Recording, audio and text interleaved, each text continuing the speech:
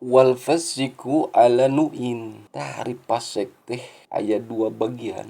Fasiku kufri kahijina fasik kafir, wa fasikul fajri nu kaduana fasik fajir. Wal fasikul kafir ari pasek kafir mah huwa nyaeta man lam yu'min billahi wa rasulihi, jelema anu henteu iman ka Allah jeung ka utusan Allah, wa kharaja anil hidayati anu kaluar tina jalan hidayah, wa dakhala fid dalalati anu asup kana jalan kamaksiatan. Tah eta pasik kafir. Wal fasiku fajiru ari pasek fajir mah jalma anu lacut, huwa nyaeta alladzi yasrobu jelema anu nginum al khamar arak, wa yaklul harami jeung jelema anu ngadahar kana kaharaman, wa yajni jeung jelema anu jina, wa ya'si jelema anu maksiat Allahu ta'ala ka Allah ta'ala, wa kharaja min tariqil ibadati tah jelema nu kitu mah jalma anu kaluar tina jalan ibadah, wa yadkhulu fil maksiati tah jelema nu kitu mah anu asup kana kamaksiatan, wala ya'ti syirki tapi teu kaasup kana musyrik jelema nu kitu mah anu pasek fajir mah jelema nu lacut mah. Wal farqu bainahuma tah bedana anu dua bieu teh antara pasik kafir jeung pasik fajir teh anil fasikol kafiro ari jelema anu fasik kafir mah la yurji ghafarnahu henteu meunang panghampurana Allah illa bisahadati angin kudu maca sahadat heula, wal taubati qoblal maut terus tobat sancan maut karak dihampura ku Allah.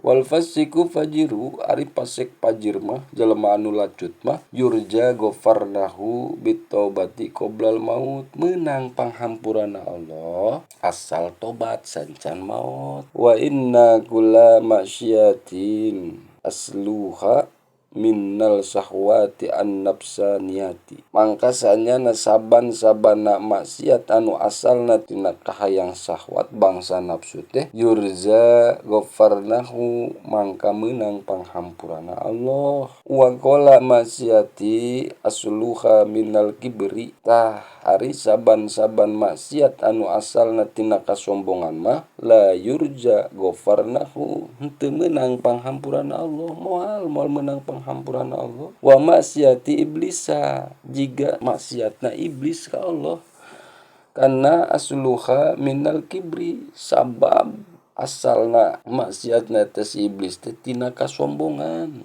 Dina kasombongan mah moal meunang hampura. Ayeuna ku kahayang nafsu mah anu nginum arak, anu ngadahar haram, judi jeung sajabana masih kena dihampura asal tobat sancan urang maot. Tapi tina asalna kasombongan mah moal dihampura. Nu mantak fayan bagi sayogya senang laka keur urang sarerea anta tuba nyaeta tobat min dunubika tina pirang-pirang dosa urang qoblal mauti samemeh maut, rozaan an yaqbalaka sofa Allahu Allah. Terus urang ngarep-ngarep diterima tobatna ulang teh ka Allah. Jadi ulah ngarasa wah aing mah geus maehan, aing mah tukang nginum, tukang zina jeung sajabana, terus urang teu ngarep-ngarep kana panghampurana Allah. Mantakan kudu roja jeung haud. Roja teh ngarep-ngarep, haud teh sieun ka Allah Ta'ala. Geus wengeureunan tina naon anu pernah dipigawe ku urang baheula.